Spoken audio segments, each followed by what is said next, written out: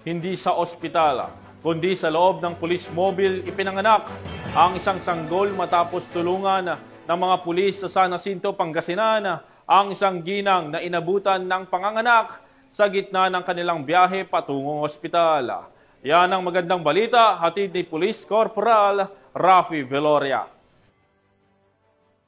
Katangi-tanging kabayanihan ang muling ipinamalas ng mga miyembro ng kapulisan ng San Jacinto, Pangasinan matapos nilang tulungan sa panganganak ang isang ginang habang isinusugod sa ospital. Isang lalaki ang humingi ng tulong sa impilan ng pulisya para sa kanyang asawang manganganak na.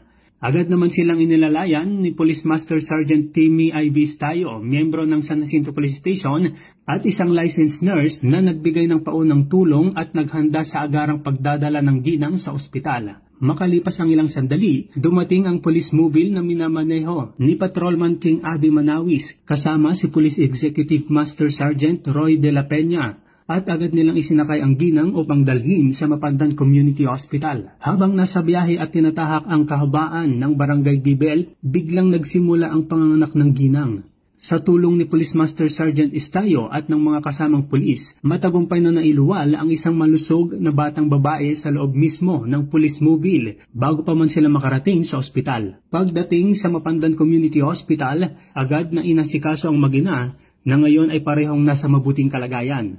Pinuri ng mga opisyal ng kapulisan ang mabilis na aksyon at malasakit na ipinamalas ng kanilang mga tauhan, isang patunay sa diwa ng serbisyong may puso ng Philippine National Police.